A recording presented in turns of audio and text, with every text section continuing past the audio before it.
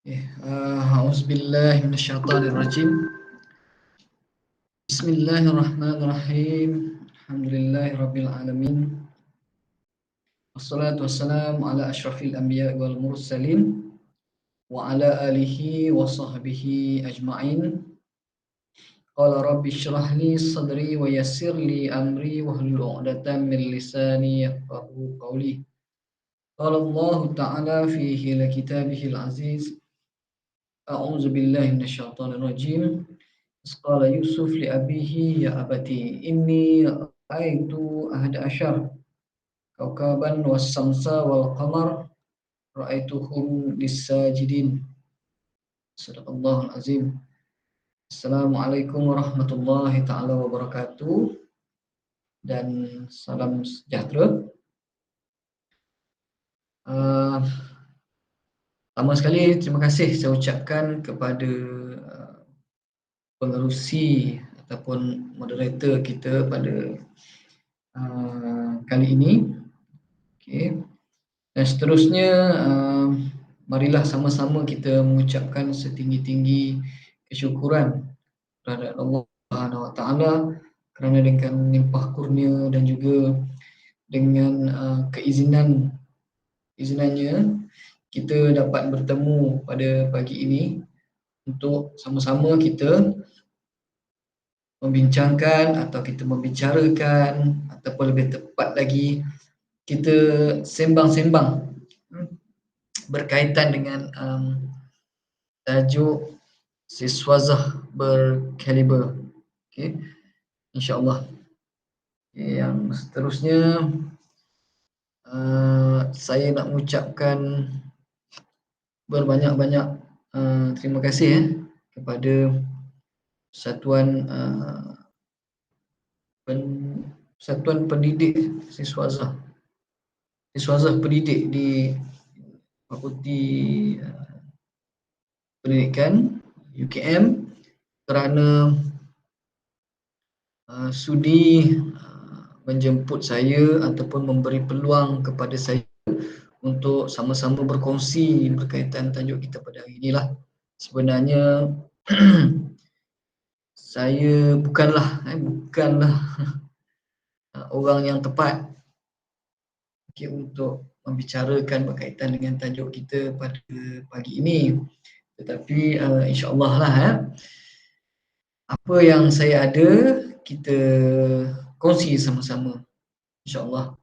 Dan saya nak tegaskan di sini antara tuan-tuan dan puan-puan sekalian, saya tak pastilah yang ada hari ini pelajar ke ataupun mungkin ada pensyarah ke, saya pun tak tahulah. Kita sama saja. Tak ada beza. Cuma yang membezakan kita pada hari ini adalah saya yang bercakap ataupun saya yang berceramah dan tuan-tuan dan puan-puan audience. Kan itu je beza dia. Satu hari nanti tuan-tuan dan puan-puan berceramah pula, saya pula jadi audience. Kan so tak ada beza pun antara kita. Okey, cuma itulah. Bezanya sikit tu je, yang lain tak ada. Itu pun tak ada beza sangat pun sebab sesi kita ni adalah sesi sembang kan. So perkongsian biasa ni insya-Allah. Seterusnya juga saya nak mengucapkan banyak terima kasihlah kepada tadi moderator yang telah memperkenalkan saya sedikit sebanyak mungkin. Dan yang keempatnya saya nak memohon berbanyak-banyak kemaafan kepada semua yang ada pada hari ini, masuklah AJK yang bertungkus lumus untuk menjayakan program kita pada hari ini.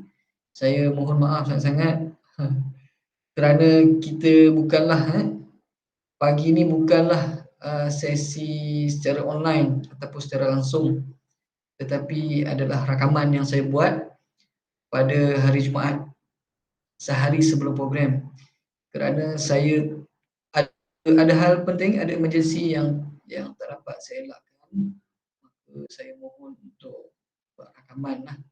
Dan pihak wadik pun membenarkannya. Jadi saya ucapkan, saya nak mohon maaf banyak-banyak lah. Sepatutnya kita ada dua sesi, kemudian kita ada sesi soal jawab dan sebagainya. Tapi tak apa, untuk sesi soal jawab itu, kalau nanti ada apa-apa persoalan yang berkaitan, bolehlah kumpulkan kepada urusetia untuk saya jawab kemudian, ataupun kalau tuan-tuan dan puan nak bertanya terus pada saya pun, insya-Allah lah boleh terus bertanya pada saya, sama ada melalui email ataupun nanti berjumpa saya di fakulti ke, ataupun boleh WhatsApp saya. Nombor nanti boleh minta pada urusetia lah. Boleh minta pada urusetia nombor WhatsApp saya untuk bertanya secara langsung kepada saya. Okey, seterusnya disebabkan kita dah berkumpul pada pagi ini, okey, sebabkan kita dah berkumpul dan kita pun akan membincangkan perkara-perkara yang bermanfaat, perkara-perkara yang berkaitan dengan ilmu, maka sesi kita ni akan menjadi majlis ilmu lah, insya-Allah. Bila kita dah berkumpul kat sini, tak kira lah, bila berkumpul minimum 2 orang kan, dan maksimum tak adalah berapa banyak yang boleh lah. Selagi mana kita membincangkan perkara ilmu, maka majlis kita ini dikira sebagai majlis ilmu. Jadi apabila majlis ilmu, segala apa yang berlaku pada sesi ini, sepanjang sesi ini, sama dalam 2 jam setengah atau 3 jam ni, akan dicatatkan sebagai doa lah. Kan? Faham maksudnya? Segala apa percakapan kita, apa yang kita ucapkan, apa yang kita buat, dan hatta waima kita, apa yang kita fikirkan dan apa yang kita niatkan pun, insya-Allah malaikat akan mencatatkannya sebagai doa dan akan diangkat kepada Allah Subhanahu Wa Taala. Okey? So jadi sepanjang kita berada di dalam majlis ilmu ni, berkata-katalah yang baik, ucapkanlah yang baik-baik, buatlah perkara yang baik-baik, niat yang baik-baik dan fikir yang baik-baik. InsyaAllah semua yang baik-baik itu akan jadi doa. Okey, saya pegang itu je. Kan? So jadi once kita dah masuk ke sini, ke sesi ini, maka niatnya ya Allah. Lepas sesi ni insya-Allah lah, dengan sedikit manfaat yang ada ni, aku akan cuba sedaya upaya untuk menjadi seorang siswazah yang berkaliber, akan grab dalam waktunya dan sebagainya lah. Sebab benda tu akan jadi doa. Fikirkan yang kita ni sebenarnya berada di sini untuk menjadi yang lebih baik, untuk mencapai yang lebih baik. InsyaAllah dia akan jadi yang baik. Kalau awal-awal masuk dah fikir tak cantik, fikir tak baik, niat pun tak baik, maka dia akan jadi doa yang tak baik. Kan bahaya tu. So doa yang baik-baik. Sebab itu saya bila saya buat bengkel penstrukturan tesis, pantas, penulisan artikel, saya selalu ingatkan kepada peserta dan juga pelajar-pelajar supaya kita niatkan masuk bengkel struktur tesis ni, insya-Allah aku boleh menstrukturkan tesis dengan baik dan aku dapat graduate on time. Okey. So dia akan jadi doa lah. So macam itu. InsyaAllah. Jadi tak kira lah sama ada sesi ini ke, majlis-majlis ilmu selepas ni ke, kat mana-mana yang kita pergi, niat yang baik-baik. Walaupun contohnya majlis ilmu yang kita sertai itu tajuknya lain, kan, tapi kita niatlah yang baik-baik. Kita pergi majlis ilmu adalah di surau ke masjid yang membicarakan tentang zakat ke, tentang puasa ke kan dan sebagainya, tapi dalam hati kita, dalam pemikiran kita, kita berdoa, ya Allah, bantulah aku kan, cepatkanlah aku, pemudahkan aku untuk selesaikan tesis PhD atau master aku ni. Doa dalam majlis ilmu tu. Okay, dia akan jadi, segalanya akan jadi doa insya-Allah. Okey. Baik. Berbalik kepada sembang-sembang kita pada pagi ini. Okey, kita ada 2 slot kalau ikutkan. Slot yang pertama pada pukul 9.15 sehinggalah 10.45. Maka kita ada 1 jam setengah untuk sesi yang pertama. Dan sesi yang kedua pada pukul 11 hingga 12, bagi 1 jam. Kan? So semua sekali 2 jam setengah, dan untuk sesi soal jawab nanti boleh ni dengan urus setia. Okey. Saya suka lebih banyak soalan lagi bagus. Sebab tu rasa ralat sikit bila rakaman je ni. Dia tak live. Kalau live kita boleh bertanya secara langsung. Okey Saya rasa tadi moderator ada memperkenalkan saya serba sedikit, tapi saya kenalkan semula lah diri saya. Mungkin ada di antara ini yang dah kenal, ada urus setia pun yang dah kenal dengan saya. Sebab itulah dia jemput saya kan. Okey, kalau tak mungkin susah sikit kot. Kan? Okey, dan yang tak kenal tu kita berkenalan dululah. Okey, saya harapkan nampaklah slide ni. Sebab bila rakaman ni saya pun tak tahu feedback ni macam mana kan. Biasa kalau online tu bila saya tanya nampak tak? Nampak kan, ada feedback. Bila rakaman ni susah lagi tak tahu, tapi harapnya semuanya okeylah. Okey. Okey, ini yang apa yang kita akan bincangkan hari ini. Sembang Ilmuwan 1, Siswa Zah Berkaliber. Terima kasih kepada yang buat poster ni. Cantik poster ni, walaupun penceramahnya tak berapa nak handsome, tapi posternya menarik. Okeylah tu. Anjuran Persatuan Siswa Zah Fakulti Pendidikan. Okey. Okey, baik. Ini saya guna gambar ni je. Kalau nak tengok gambar-gambar saya yang lain, boleh ke Facebook saya. Facebook saya nama saya. Cuma dekat depan tu letak DR lah. DR dengan Muhammad tu rapatkan. So akan jumpalah Facebook saya. DR MOHD Norazmi bin Nordin, akan jumpa Facebook saya.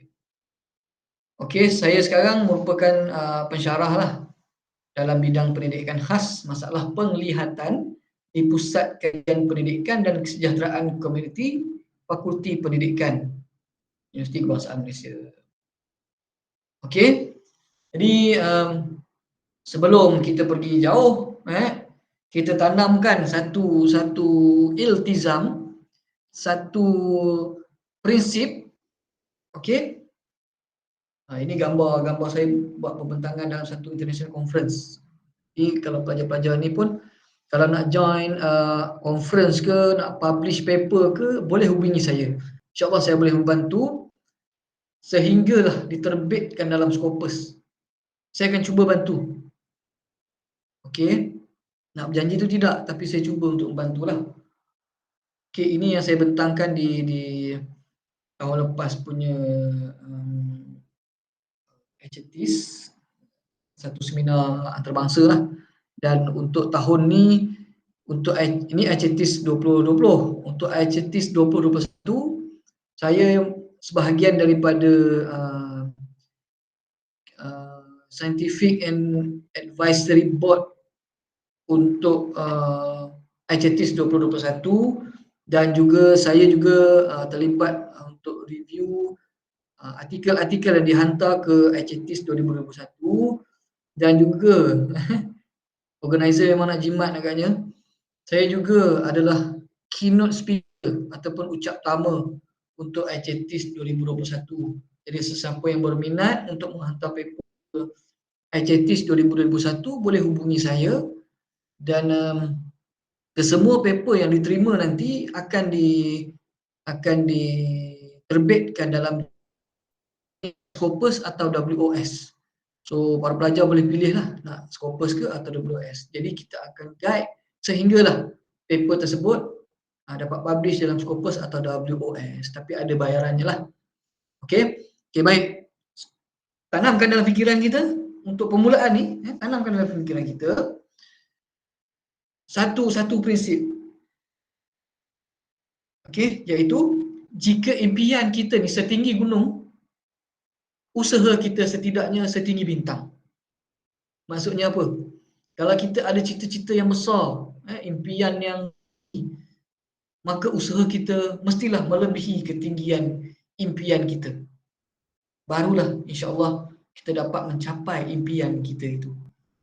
Okey, ini kata-kata yang saya atau prinsip yang saya pegang, saya buat prinsip ni. Okey. Supaya nak memberikan kita satu semangat, satu iltizam, satu prinsip bahawa sekiranya aku ada impian yang tinggi, maka usaha aku kena lebih lagi, lebih tinggi daripada impian yang aku ada. Dan kita semua yang ada, tak salah untuk kita berimpian, tak salah untuk kita berangan-angan. Okey? Jangan kata alah kau angan-angan je lah, tak ada ni pun. Jangan. Kejayaan berangan-angan lah. Okey?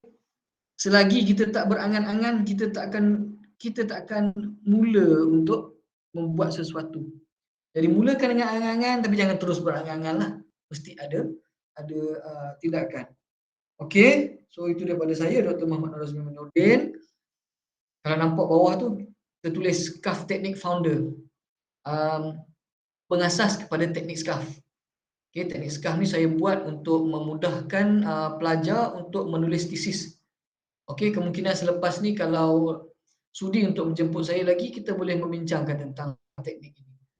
Dan alhamdulillah dengan SCAF teknik yang saya guna ni, saya dapat grad, saya dapat habiskan PhD saya dalam masa 2 tahun ataupun 4 semester lah.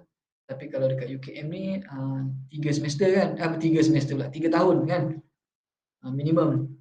Alhamdulillah saya di UTHM saya dapat 2 tahun lah. Okay. Okay, itu nombor telefon saya di bawah tu.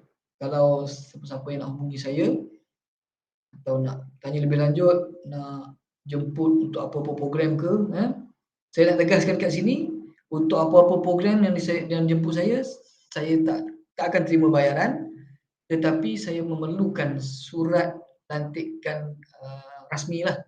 Bayaran tak payah. Saya tak nak bayaran. Okay, yang saya nak hanya surat lantikan rasmi ataupun surat yang mengatakan saya dijemput lah. Nah, itu saja.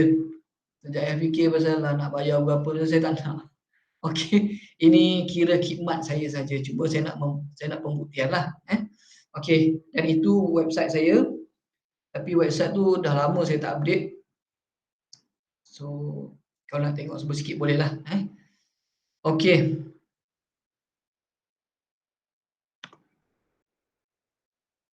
Dia tak gerak pula. Okey, ini biodata ringkas saya. Okey, ini masih muda lagi. Kod. Rasanya masih muda lagi. InsyaAllah. Okey, sedikit ringkas, secara ringkasnya biodata saya. Sejarah akademik. Saya bermula di akademik betul-betul bawah saya letak.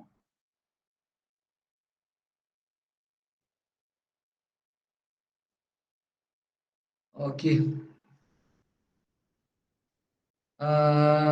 Sekolah rendah saya di SK Lanai.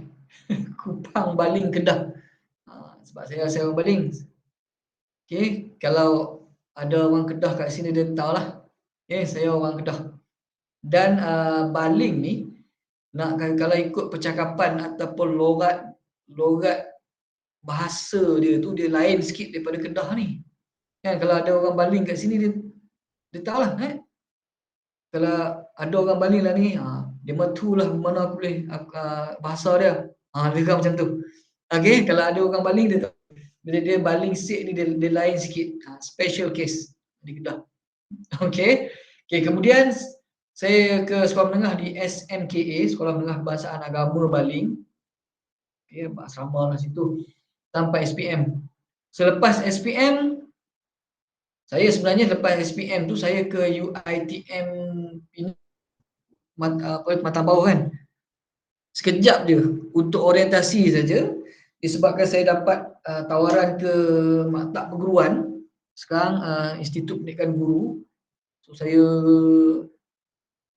stop lah di UiTM tu dan masuk ke Institut Pendidikan Guru. Mungkin disebabkan rezeki saya memang di situ.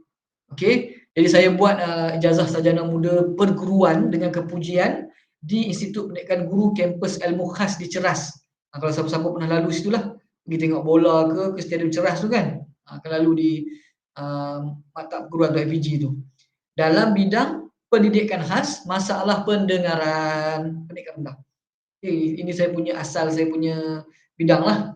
Tapi di UKM ni saya diminta untuk meneruskan legasi penglihatan sebab dah tak apa ni, Dr. Syidah dah berpencen. Maka saya akan meneruskan ni, saya ambil tanggungjawab ni, satu cabaran.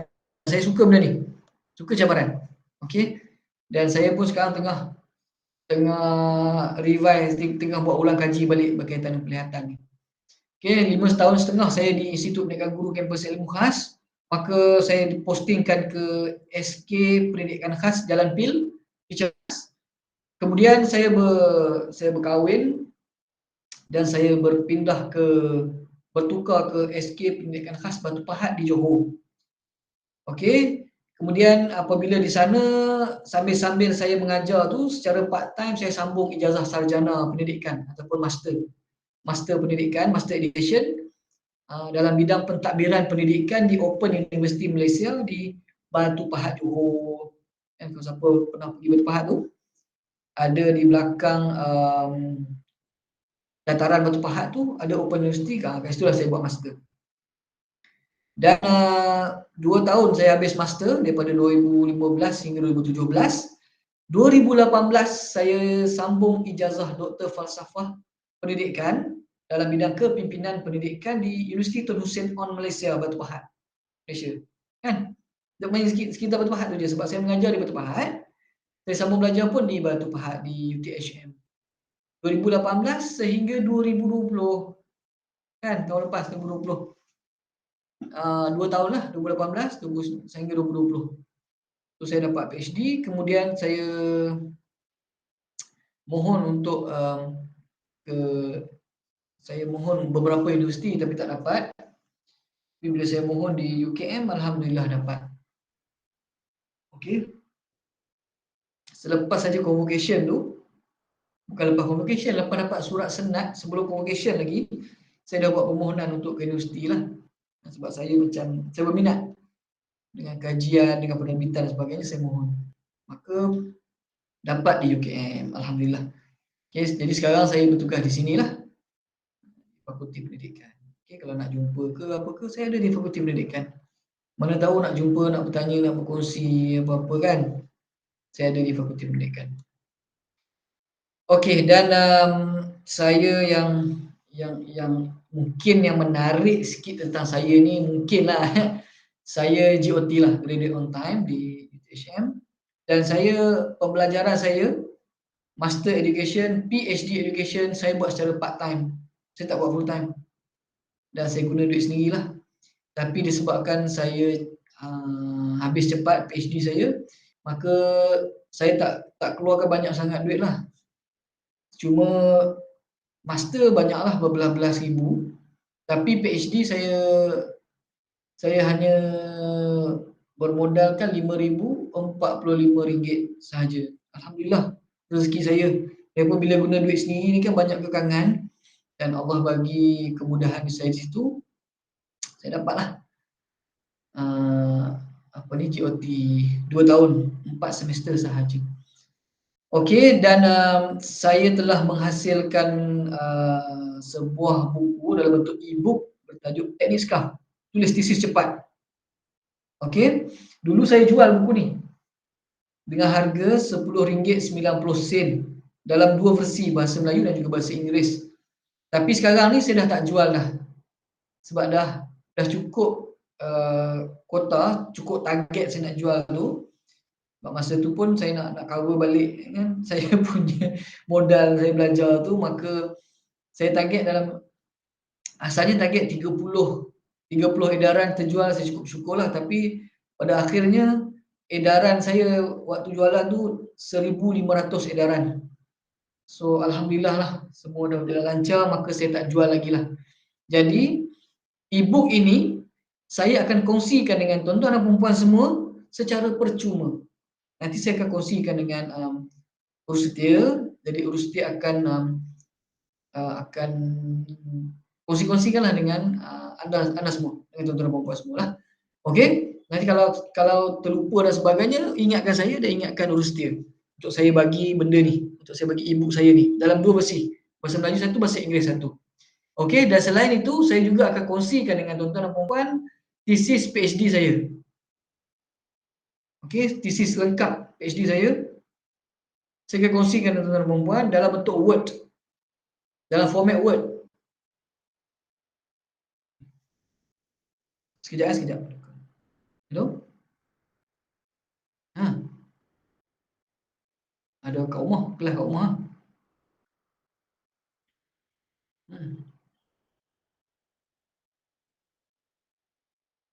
Aha, okey. Okey. Boleh. Okey. Okey, insya-Allah. Salam. Okey, maafkan saya ada calling taxi. Okey. Saya juga akan bagi apa ni, sekejap adakah masih ni lagi kita? Saya cukup risau bila rakaman ni takut terputus. Tak ada, tak terputus Okey, baik. Okey, saya juga akan berkongsikan tesis PhD saya dalam bentuk Word. Supaya senang. Saya tak nak bagi dalam bentuk PDF. Nanti tuan-tuan perempuan nak copy, nak edit mana-mana bahagian nak digunakan dalam tesis tuan-tuan perempuan, tak dapat nak copy. Sebab apa? Sebab PDF kan. Memang ada. Kita boleh convert online dan sebagainya, tetapi kadang-kadang bila kita convert ada part tertentu dalam bila kita convert tu dia tak boleh copy ni, dia akan jadi bentuk gambar dan sebagainya. Jadi payah nak copy. Jadi saya akan bagi kepada tuan-tuan dan perempuan tesis PhD saya dalam bentuk Word. Jadi tuan-tuan dan perempuan boleh gunalah. Okey? InsyaAllah. Dan jangan plagiatlah itu saja kan. Cuma boleh ambil mana-mana part, mungkin boleh edit dan sebagainya. Okey? Tetapi pandai-pandai lah. Saya cuma nak membantu. Okey, nak membantu kalau seboleh mungkin. Okey, sebab itu saya punya etik saya memudahkan kerja orang lain. InsyaAllah Allah permudahkan kerja saya. Sama lah juga kita sebagai pelajar, sebagai siswa berkaliber kan. Kalau nak jadi yang berkaliber, kita mudahkan kerja orang, insyaAllah. Kalau orang yang kita tolong tu tak memudahkan kerja kita, Allah akan memudahkan kerja kita di saat-saat kita sangat memerlukan.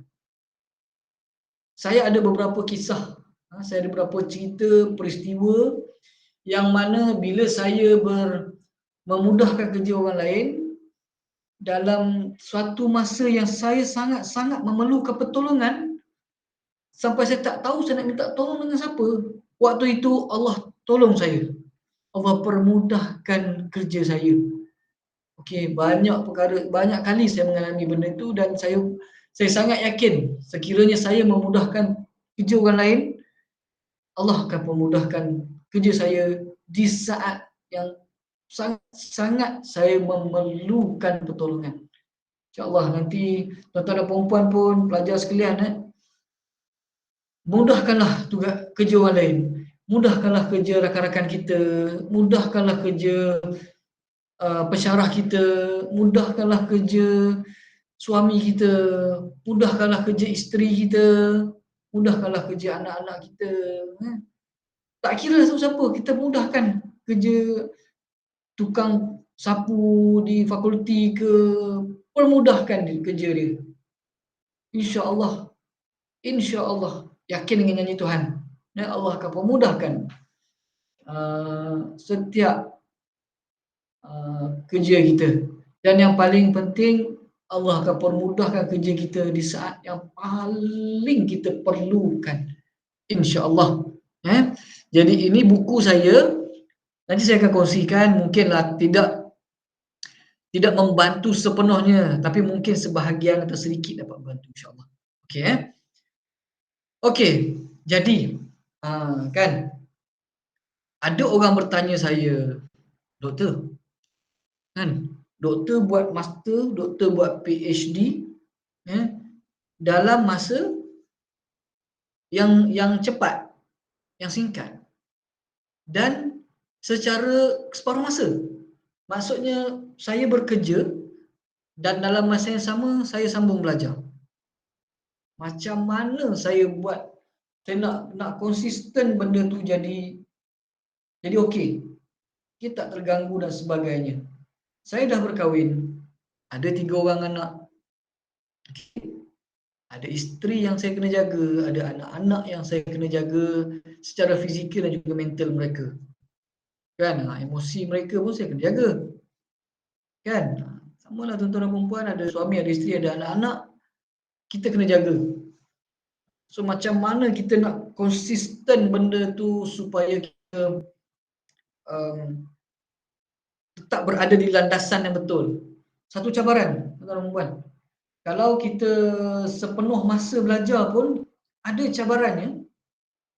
Dan kalau kita belajar secara separuh masa, part time pun ada cabarannya. Saya ada seorang kawan, dia buat PhD sama dengan dia sebelum saya. Saya buat PhD start 2018, dia buat daripada waktu tu 2016. Dia dah buat awal lah. Saya jealous dengan dia sebenarnya sebab saya kata awal betul yang buat PhD kan. Aku tak buat PhD lagi pada waktu tu lah. Dan saya tengok dia, satu hari nanti aku pun nak buat PhD. Macam itulah kan. Okey. Dan apa ni, dia buat secara full time, dapat HLP. Dapat hadiah latihan persekutuan kan, dapat beasiswa lah. Tetapi walaupun dia full time, ada cabaran dia.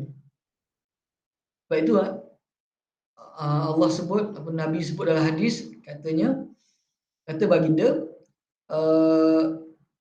belajar ini adalah salah satu daripada fisabilillah. Okey, boleh faham ni, salah satu daripada fisabilillah.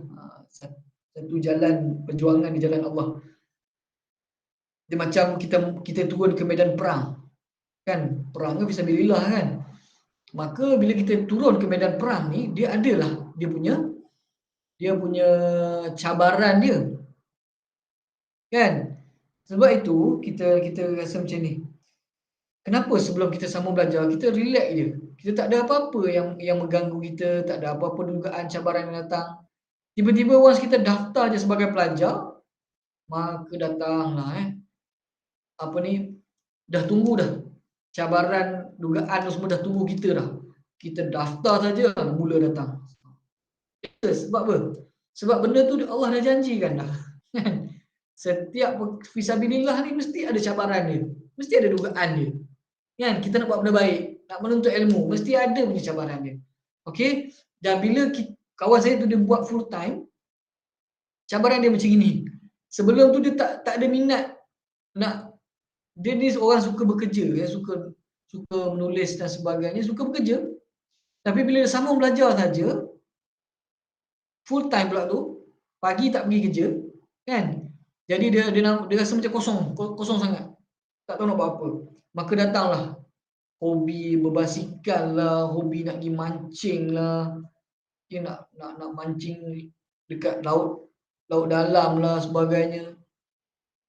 Kan, waktu tu dia datang. Padahal tu sebelum tu tak minat pun benda macam tu. Allah nak uji dia.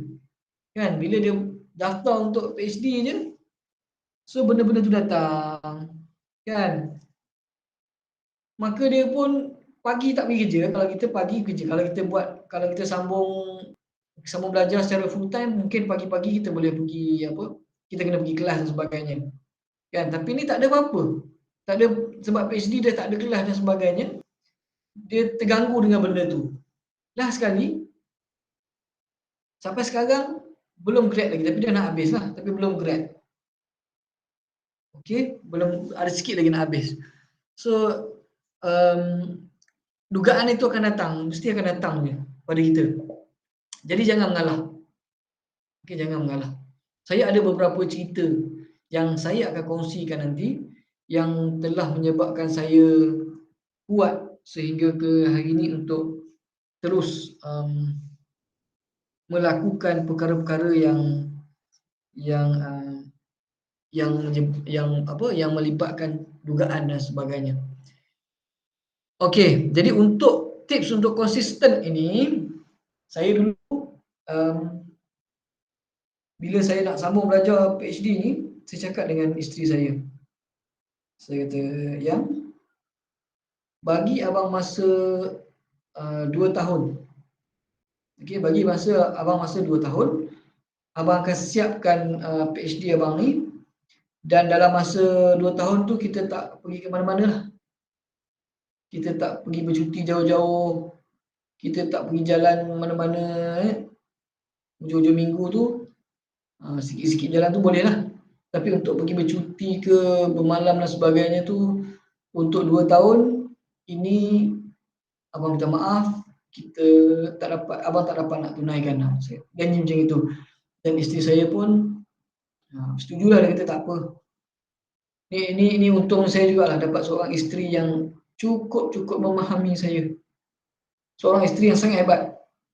Banyak membantu saya, dan dia lah salah seorang ataupun salah satu sebab kenapa saya berada di sini setinggi ini sekarang ni.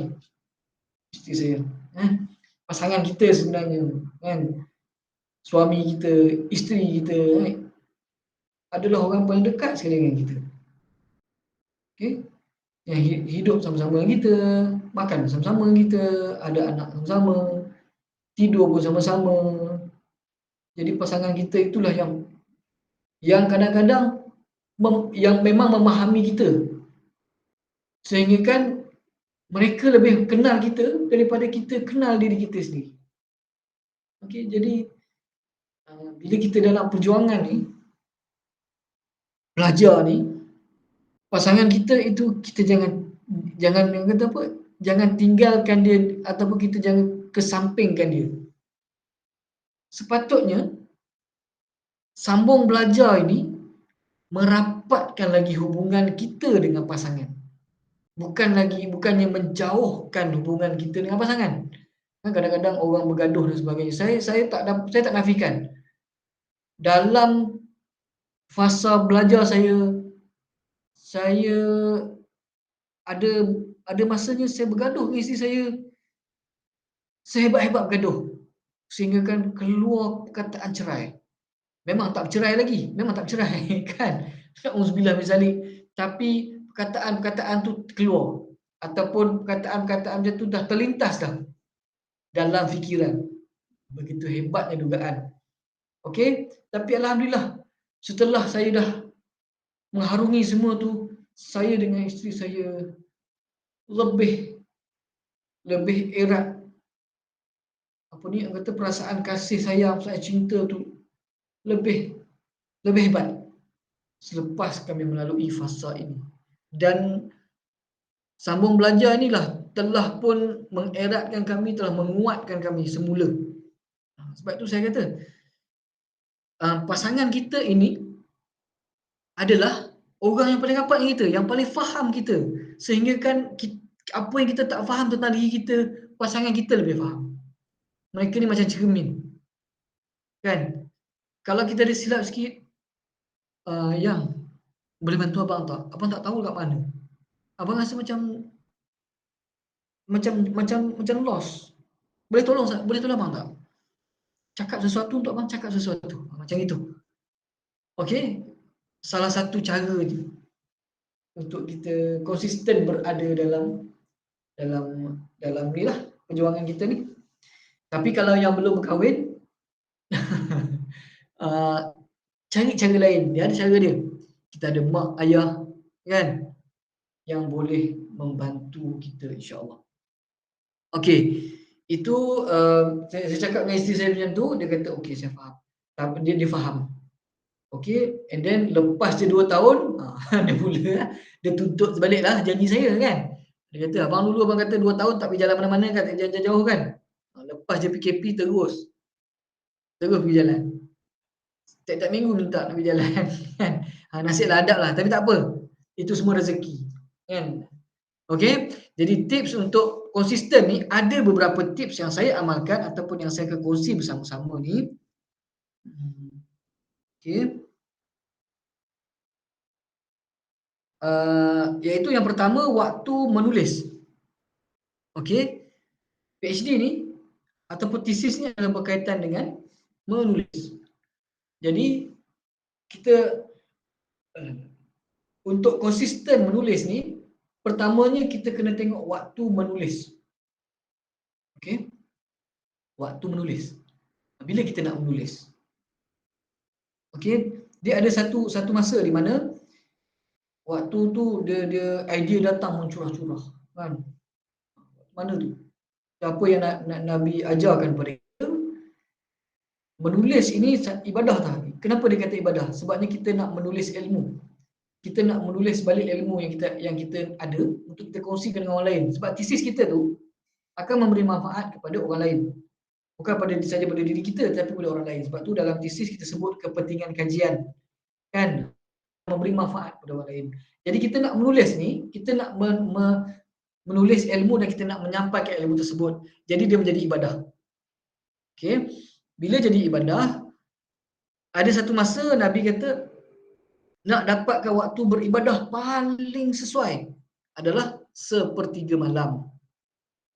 Okey, maksudnya bangun tengah malam, buat qiyamul lail dan sebagainya, waktu itu paling hebat okey untuk kita beribadah dan paling dekat kita dengan Allah.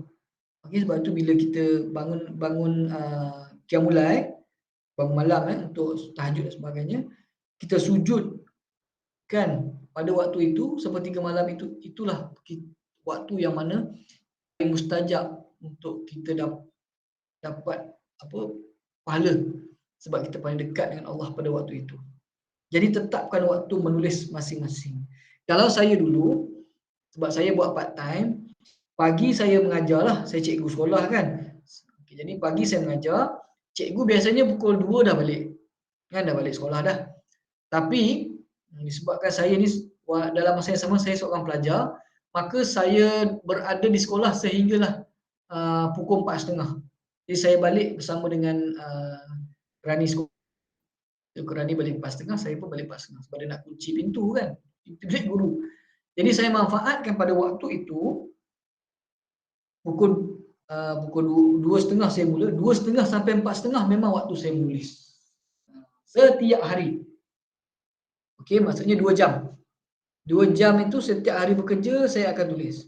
Kalau dulu di Johor, Ahad sampai Khamis hari bekerja kan. Jadi setiap Ahad sehingga Khamis, pukul 2.30 hingga 4.30 adalah waktu menulis saya. 2 jam. Okey, saya menulis.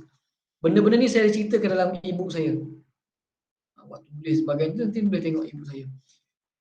Okey, kemudian pada malam hari, sepertiga malam tadi, saya bangun malam. Ya, waktu tu subuh dalam pukul 6 kan. Maka pukul 4 saya bangun, saya buat tahajud dan sebagainya. Selepas itu 1 jam, okey, 1 jam saya peruntukkan untuk saya menulis. Okey. So boleh faham Setiap lepas waktu sekolah, 2 jam saya akan menulis. Setiap hari bekerja. Manakala malamnya saya bangun untuk qiyamul lail dan 1 jam tu saya peruntukkan untuk saya menulis. Jadi satu hari 3 jam masa yang saya peruntukkan untuk menulis setiap hari. Ahad sampai Jumaat itulah yang saya buat. 3 jam satu hari saya akan menulis. Okey, dan pada hari Sabtu saya tak tengok langsung tesis saya. Okey, itu beri peluang untuk kita bersama keluarga. Okey, nak berjalan ke, nak makan kat luar ke dan sebagainya pada hari Sabtu. Okey, jangan kita bebankan diri kita sendiri. Kan memanglah kita kena effort kita lebih, tapi jangan bebankan diri kita dan kita juga kena jaga orang-orang sekeliling kita, orang yang kita sayang, kan. Jadi 3 jam satu hari, 2 jam petang, 1 jam malam setiap hari kecuali Sabtu. Mungkin tuan-tuan dan puan-puan boleh buat hari Ahad lah. Hari Ahad tak nak tengok tesis langsung, jangan tengok langsung lah. Jangan tengok, buka sikit pun jangan. Rehat betul-betul. Sebab hari berikutnya kita akan mula balik menulis. Okey, waktu menulis. Yang kedua, cara menulis. Okey, cara menulis ni boleh rujuk pada beberapa orang ataupun beberapa orang yang ni lah nak menulis kan.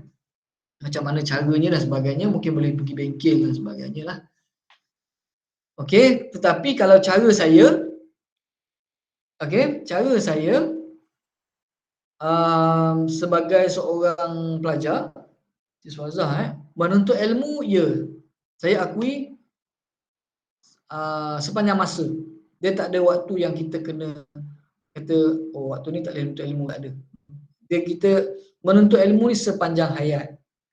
Okay? Tapi untuk menulis tesis, kita kalau boleh, kita baca yang perlu sahaja dan kita tulis yang perlu sahaja. Okay, memang kita digalakkan untuk banyak membaca. Tapi banyak membaca yang perlulah.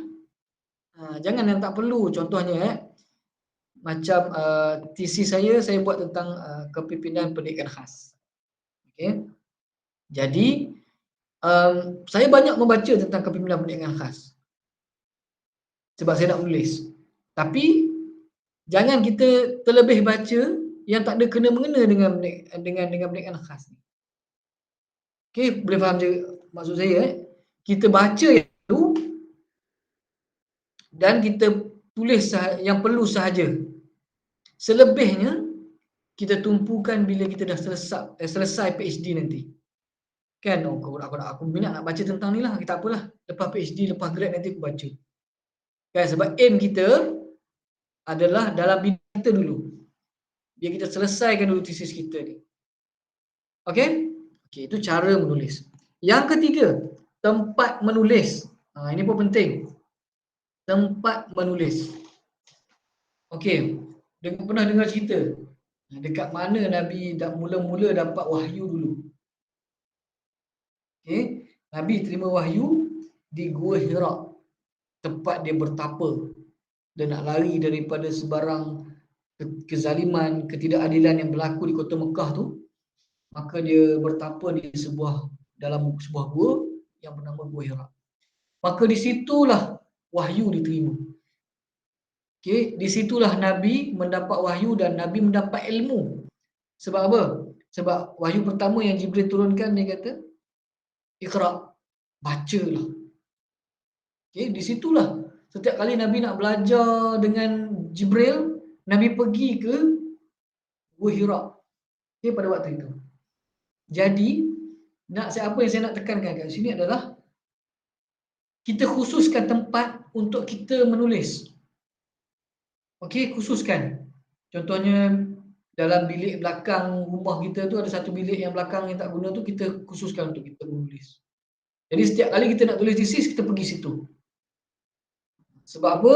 Sebab bila kita buat benda tu tempat menuntut ilmu, insya-Allah Allah akan turunkan rahmat di tempat itu. Bila Allah turunkan rahmat di tempat itu, maka kita akan banyak idea untuk tulis. Okey? Kalau saya dulu memang kalau di sekolah, lepas sekolah tu saya nulis memang di meja saya tu lah. saya akan tulis di situ. Saya akan banyak idea dapat di situ. Sebab Allah, insya-Allah Allah telah memberkati tempat yang saya gunakan untuk saya menuntut ilmu tersebut. Dan kalau di rumah, di bilik yang belakang sekali itulah, saya buat satu tempat untuk menulis. Okey, cari tempat untuk menulis. Dan konsisten menulis di situ. Kalau nak ubah pun sekali-sekala. Okey. Okey, kemudian cari inspirasi untuk menulis. Kan? Carilah sesuatu. Kalau saya ada cerita tapi saya akan cerita pada sesi yang kedua nanti yang pukul 11 nanti. Okey? Banyak inspirasi yang menyebabkan saya suka untuk menulis. Kita tetapkan sesuatu. Okey? Saya salah satu sebab saya inspirasi saya menulis ni adalah disebabkan oleh murid-murid berkeperluan khas yang saya ajar lah. Mereka ini sungguh pun terdiri daripada OKU. Okay, saya murid khas. Murid-murid saya semua murid-murid khas. OKU semua. Pekak ada, bisu, masalah penglihatan pun ada, masalah pembelajaran lagi banyak. Ada yang sindrom Down, autis, ada cerebral palsy, ada yang spesifik, ada dyslexia, dyscalculia, dysgraphia, ada lagi murid saya yang fizikal naik wheelchair je. Mereka semua itulah inspirasi untuk saya menulis. Okay.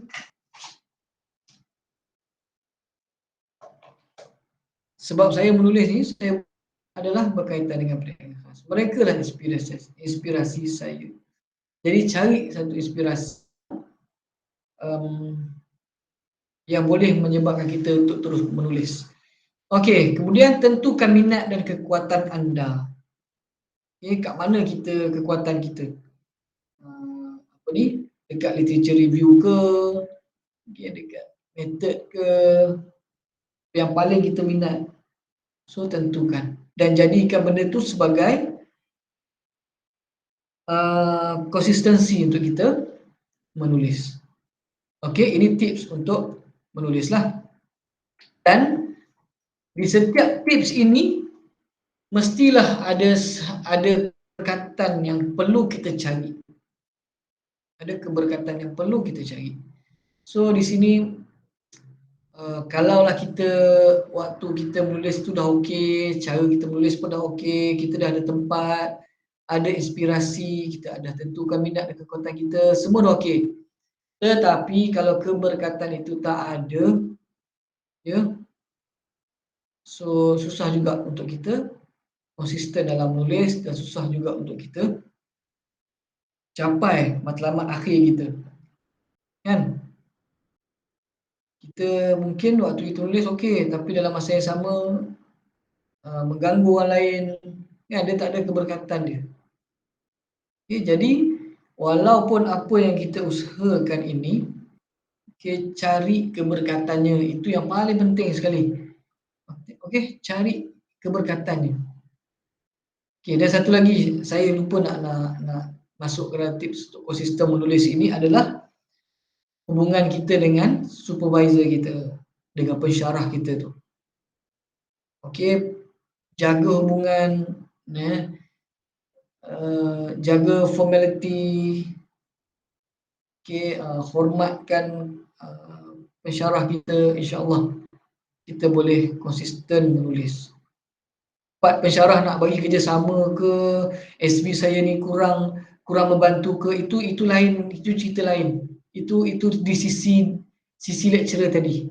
Tapi sisi kita, okay, sebagai pelajar ni, sebagai siswa Zah ni, itulah peranan kita untuk kita konsisten menulis. Okey, dalam nak mencari keberkatan, dalam nak mencari keberkatan ini ada beberapa cara lah yang perlu kita lakukan. Okey. Saya telah kongsikan tadi pada permulaan tadi berkaitan dengan memudahkan urusan orang lain. Kan? So benda ni yalah, kalau di rumah tu dengan suami isteri, dengan mak dengan ayah ataupun dengan anak-anak, okey, permudahkanlah urusan mereka. Okey, kalau dalam dalam urusan belajar ni, kalau kita tengok kawan-kawan kita tu macam struggle sangat, kan? Tak ada bahan ke, tak ada buku ke dan sebagainya, mudahkanlah urusan dia. InsyaAllah, Allah akan memudahkan urusan kita macam saya sebut tadi, kan? Dalam waktu-waktu yang sangat memerlukan, InsyaAllah Allah akan permudahkan kerja kita juga. Yakinlah benda tu. Pegang benda tu. Jangan kedekut. Nanti aku bagi buku Dr. Azmi ni dekat kawan aku ni, nanti dia grab cepat daripada aku. Tak nak bagilah. Tak boleh benda tu. Buang jauh-jauh sikap yang macam tu. Okey, jangan kedekut. Okey, mudahkan urusan dia. Kongsikanlah. Kan? Ada slide ke, kongsikan. Ada bahan rujukan ke, kawan kita cari tak jumpa. Kan? Citation dia pun tak banyak. Jadi kita ada citation yang sama bidang kawan kita tu, so kongsikan dengan dia. InsyaAllah. Okey, itu berkaitan dengan memudahkan urusan orang lain yang kita dah bincangkan ataupun yang saya dah sebut pada permulaan. Yang kedua, berkaitan sedekah. Untuk mendapat keberkatan ni, tuan-tuan dan puan, sedekahlah senjata yang utama. Yang antara yang utama. Okey. Dia sedekah tak semestinya kita bagi duit. Tak semestinya kita bagi duit banyak-banyak dalam nilai yang besar. Tidak semestinya. Tapi kalau nak bagi lagi baguslah, kan? Tapi kalau yang tidak mempunyai keberadaan yang macam itu, maka kita sedekah dengan cara yang paling mudah. Kan? Contohnya apa? Bawa tisu ke, pergi ke toilet, kan? Lepas tu tisu tu kita tinggalkan, tisu kita tu kita tinggalkan. Orang lain boleh guna. Kan? Sedekah juga. Kan? Ataupun di kedai makan, okey, bila kucing datang kat kita, bagi dia sikit tulang-tulang ikan yang kita dah makan tu, itu pun sedekah. Kita tengok di surau ataupun masjid kan, saya pernah pergi, ada surau yang masjid saya tengok ada tak cicak kan, tapi tak ada yang penyapu dia tu, yang sapu tu kan, yang menyapu kecil tu, yang sapu tu. Jadi belilah 2-3 ni, kedai RM2 pun ada kan. Beli, bila pergi solat kat situ, letak kat situ, tinggalkan kat situ. Kan? Sedekah. Kan? Ataupun ada buku-buku ilmu yang kita dah baca, dah tak tahu nak bagi siapa, cuba pergi letakkan di surau, kan? Buku-buku agama ni, letak 1-2, sedekah tu, orang boleh baca, kan? Ataupun tengok di surau tu sejadah tak banyak ke, kan? Kita pergi surau sekarang, surau ke masjid kan, kita kena ni bawa sejadah sendiri kan. Tinggalkan sejadah kita kat situ, nanti orang lain boleh guna. Kan? Okey. Kemudian sekarang ni face mask. Kan? Orang memerlukan sangat face mask, kadang-kadang lupa nak bawa face mask. Jadi kita belilah 1-2 kotak, kan? Letak di tempat-tempat utama. Kan, orang yang kita rasa macam, kalau orang nak dapatkan face mask, dia boleh ambil kat sini. Letakkan kat situ. Okey? Jadikan itu sebagai amalan kita. Ataupun kita makan di kedai mamak ke kan, dekat kaunter tu kadang-kadang ada tabung derma. Okey, tabung derma kan. Okey. Kita makan contohnya RM8. Makan semua RM8. Kita bayar RM10. Lepas tu token tu akan bagi kita balance RM2. RM2 tu kita di dalam tabung-tabung yang ada disediakan tu. Kan? Ataupun kita makan RM9.80. Kita bayar RM10. Ada lebih 20 sen kan? 20 sen tu masuk dalam tabung tu. Kecil pun tak apa nilai dia. Tak kisah. Tapi kita konsisten. Sedekah. Kan? Dan apa lagi yang boleh sedekah? Apa-apa cara sekalipun lah. Yang membolehkan kita bersedekah. InsyaAllah benda ni akan membantu kita mendapat keberkatan dan akan datang kemudahan kita satu hari nanti. Kita kata alah sedekah macam itu tak ada ni sangatlah, tapi kalau kita ikhlas akan sampai waktu ni. Saya ada satu cerita. Ini baru berlaku pada diri saya sendiri. Okay. Waktu saya nak menguruskan saya punya pembayaran balik pinjaman di bank lah. Sebab sebelum ni masa saya kerja cikgu, semua hutang-hutang saya dengan bank akan automatik tolak di slip gaji saya melalui Biro Angkasa lah. Siapa-siapa yang dah bekerja akan tahulah, akan tolak melalui Biro Angkasa. Tapi maksudnya saya tak payah fikir dah, dapat gaji je automatik dia akan tolak. So saya tak payah fikir nak pergi bayar di bank ke dan sebagainya, tak payah fikir. Tapi bila saya dah bertukar kerja, saya dah jadi pensyarah, maka slip gaji saya bertukar.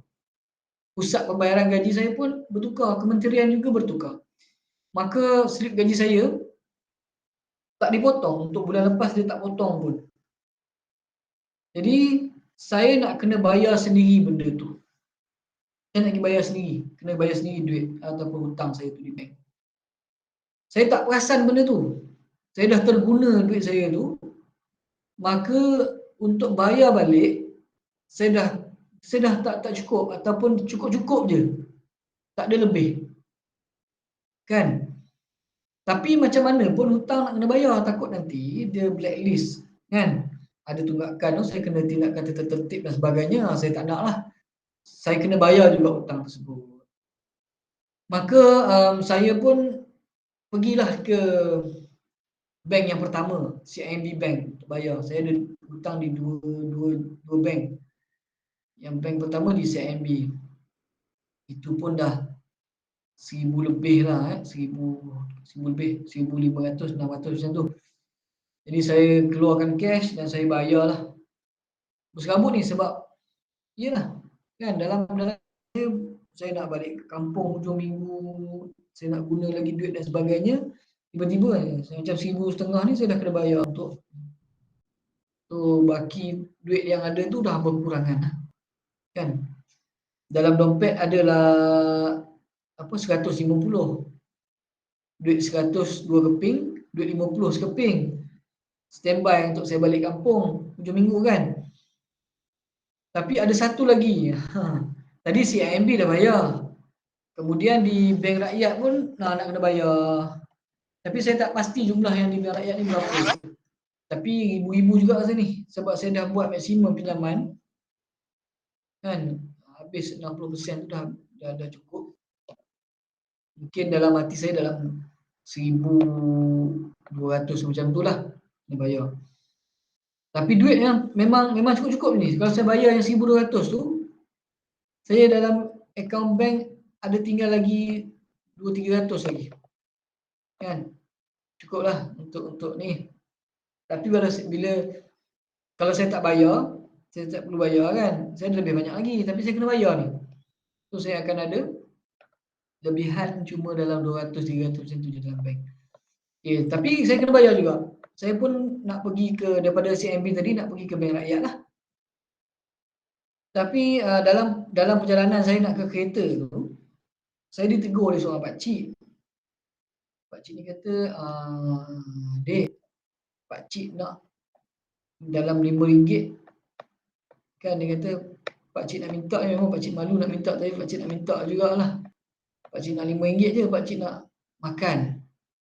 Kan, kalau pakcik ada gastrik, dia kata, kalau tak makan lambat, nanti tak akan sakit lah.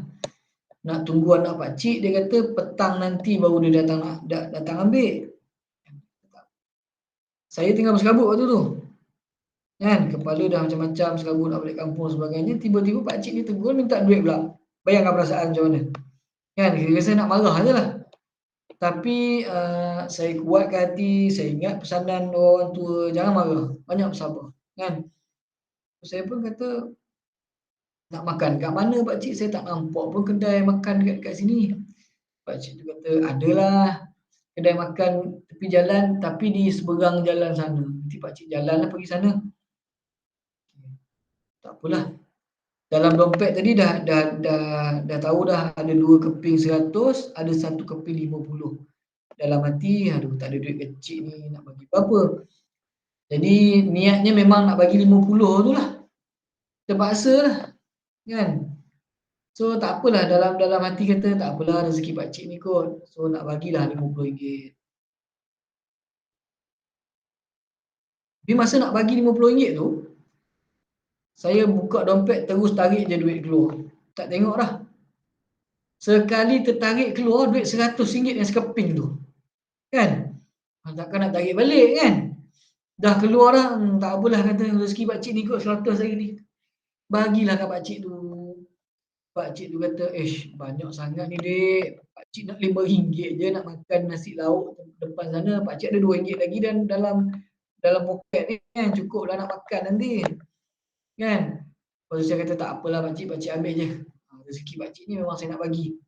Dia kata, jangan macam itu dek, banyak sangat. Tak apa macam ni dia kata. Dan adik tunggu di sini sekejap, pakcik pergi beli nasi bungkus. Nanti yang duit lebih tu pakcik bagi balik. Sungguh-sungguh dia cakap ni. Saya kata, pakcik ni memang betul-betul dia perlukan duit ni. Dia memang ada ikhlas ni. Sebab dia nak bagi balik yang duit lebih tu kan. Saya kata tak apa pakcik ambil je. Saya memang niat nak bagi. Lepas tu saya pun naik kereta dan pergi ke Bank Rakyat lah. Kan, bila sampai di Bank Rakyat ni, saya pergi ke kaunter, saya ceritalah. Saya dah bertukar tempat kerja, dah tukar gaji kan. Jadi tak ada pemotongan. Jadi adalah tunggakan yang saya kena bayar kan. Sebabnya saya takut nanti blacklist tunggakan dan sebagainya, nanti saya akan kena tindakan tertib. Saya tak nak lah. Saya cakap kat pegawai bank tu macam tu. Lepas tu pegawai bank tu kata, dia minta IC saya. Dia kata, minta IC saya nak check dulu berapa yang kena bayar. Tapi, tuan-tuan dan puan nak tahu apa berlaku?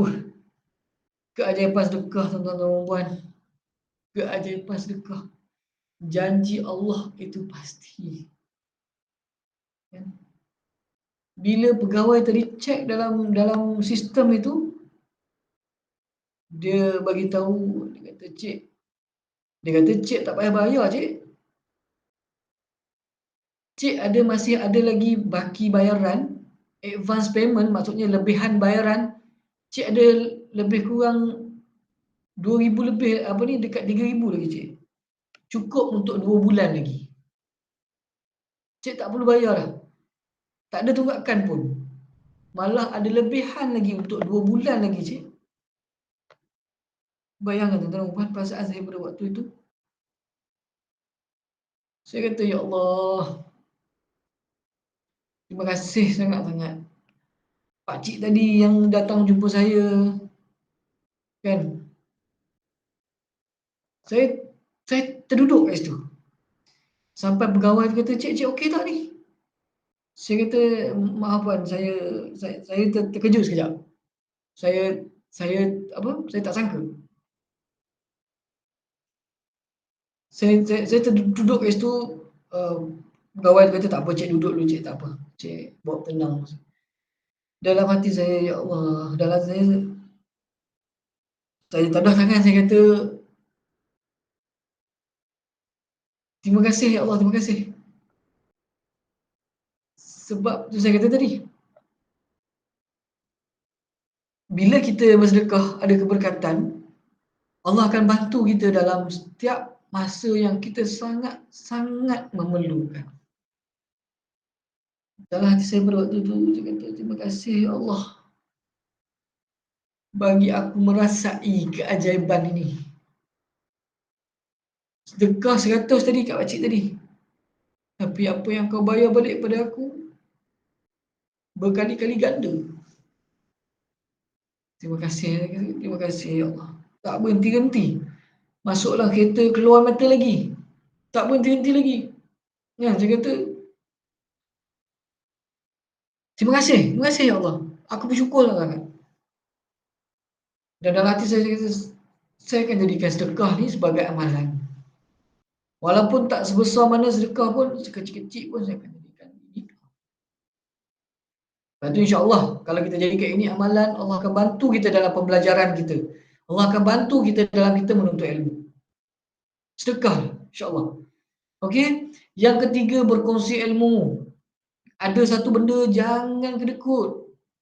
Ilmu ni, kita berkongsi, dia akan bertambah. Kalau duit, makanan dan sebagainya, kalau kita kongsi, ia akan berkurangan. Tapi ilmu dia akan bertambah. Okey, kemudian perbanyakkan solat sunat.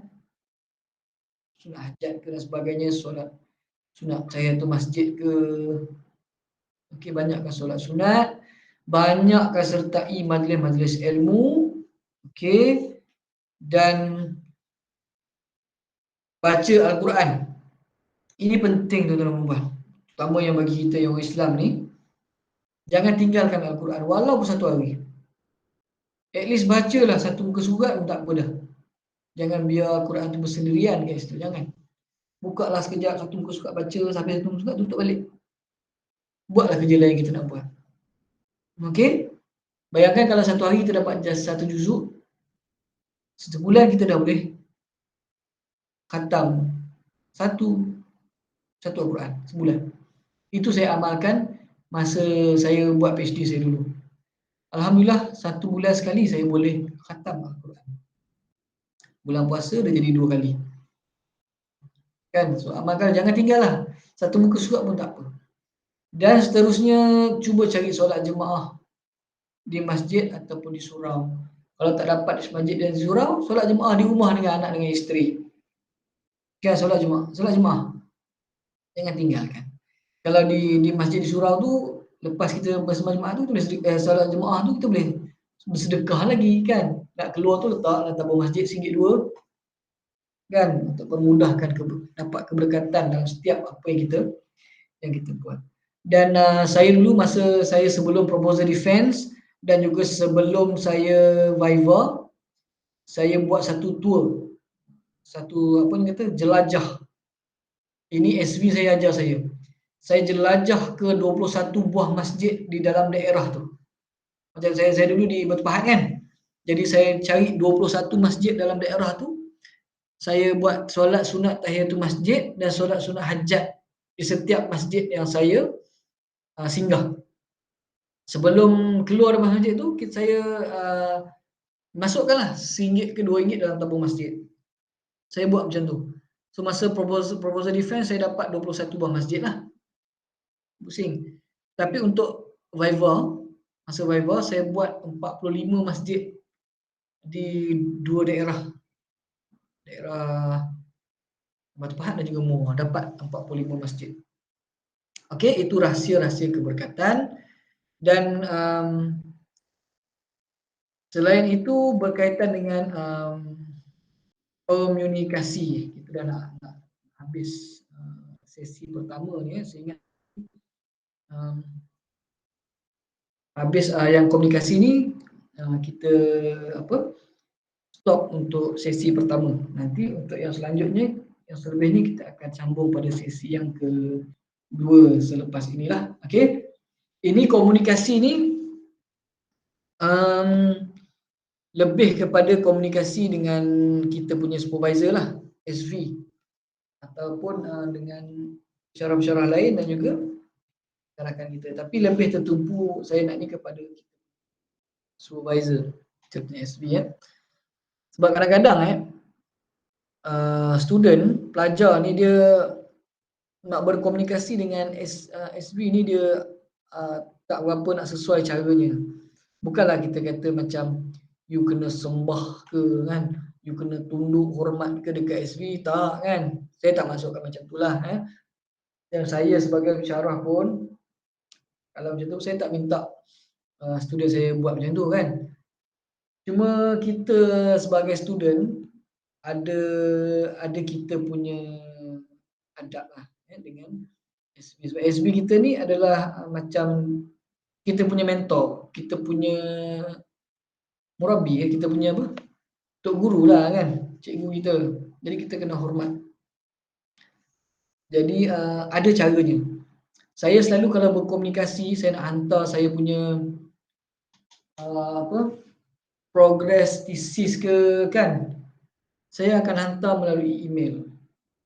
Okay, email. Bila hantar melalui email tu, okay, kena ada yang formal lah. Jangan kita hantar email tak ada tulis apa-apa. Bagi je thesis kita. Contohnya bab 1 kan. Tak ada tulis apa-apa pun. Bagi kat SB kita bab 1. Okay, tak elok lah, tak bagus. Kan macam tak beradab sangat. So jangan amalkan macam itu. So bila kita nak emailkan kepada SB kita tu, ada tajuk dia kat atas tu. Mohon semakkan bab 1 contohnya kan. Lepas tu di bawah tu buat ayat formal sikitlah. Assalamualaikum ataupun salam sejahtera doktor, profesor. Bawah lagi buat dengan segala hormatnya perkara di atas adalah dirujuk. Kan? So ayat dia macam kita tulis surat formal tu. Kemudian yang kedua, berdasarkan kepada perbincangan kita pada sesi yang lalu, disertakan penulisan bab 1 saya untuk tujuan semakan oleh doktor ataupun profesor. Titik. Bawah dia, segala perhatian, kerjasama, kesudian dan perkongsian doktor atau prof, saya ucapkan terima kasih sekian. Didoakan supaya doktor atau prof sentiasa berada dalam keadaan sihat. Macam tu bawah dia daripada siapa? Saya, Muhammad Nur Azmi bin Nordin, letak nombor metrik. Itulah adabnya. Kan? Jangan kita main sembarang hantar je, tak boleh. Dia bukan apa, benda-benda macam ini mempengaruhi sebenarnya keprofesionalisme kita. Kan? Dan bila kita beretika beradab macam gini, SB kita pun senang hati nak menolong. Kan? Dia pun rasa kalau dia macam SB kita ni macam lambat nak balas mesej dan sebagainya, bila dia baca benda macam gini, dia kata Allah, aku rasa menyesal pula tak layan student aku ni. Macam itulah. Dan menghormati orang lain ni ada keberkatannya. Okey, tambah-tambah lagi bila kita dengan SB kita. Dan yang keduanya ataupun yang keduanya tempo. Berapa kerap kita nak berhubung dengan kita punya SB, ikut kalau dia kata tak apa, you nak hantar nak banyak kali ni saya pun tak apa. Kalau dia cakap macam tu tak apalah. Kalau tak jangan macam setiap hari kan. Benda kadang mengganggu, dia pun banyak kerja lagi nak buat kan. So semua benda-benda ni mempengaruhi kita punya perjalanan kita. Yang ketiga, beradab, nak bercakap dan sebagainya.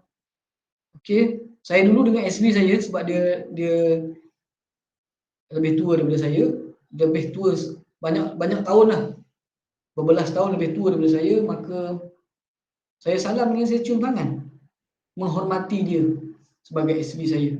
Kan? So beradablah nak masuk bilik ketuk pintu dulu, tunduk sikit dan sebagainya. Benda-benda ni semua tak akan menjatuhkan maruah kita sebagai orang, kan? Saya dulu saya cikgu. Kan? Kalau nak fikir macam kenapa aku nak hormat dia? Dia pesyarah, aku cikgu, takkanlah aku nak kena tunduk dekat dia kan? Nak kena salam cium tangan dia. Aku cikgu kot. Kalau saya fikir macam tu, saya akan buat macam tu. Tapi benda tu tak akan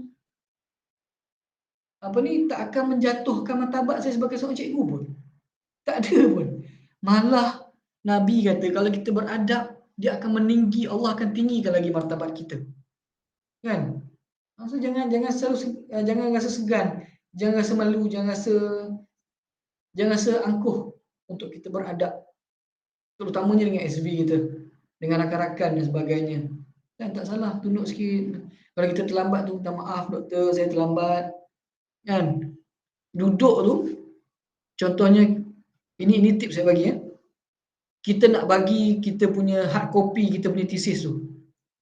Jangan bagi kita bagi nah doktor, ni saya punya thesis saya, bagi sebelah tangan je kat dia.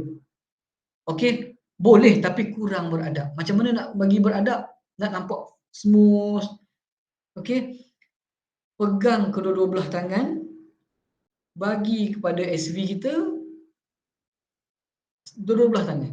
Biarlah yang kepala tu menghadap kita. Nanti maksudnya kepala kertas tu menghadap kita. Jadi bila kita bagi kedua-dua belah tangan kita, SV kita memang dah boleh baca, dia tak perlu nak pusingkan kertas, tak payah dah. Dia terus boleh baca. Kemudian kita duduk menghadap dia. Mata pandang dia. Kan? Dan waktu kita duduk tu tangan kita kat bawah. Jangan letak atas meja dia. Tangan kita kat bawah. Itu adab tuan-tuan dan puan, nampak kecil. Nampak benda tu simple. Saya sebagai pensyarah pun saya sebenarnya tak minta benda student buat macam tu.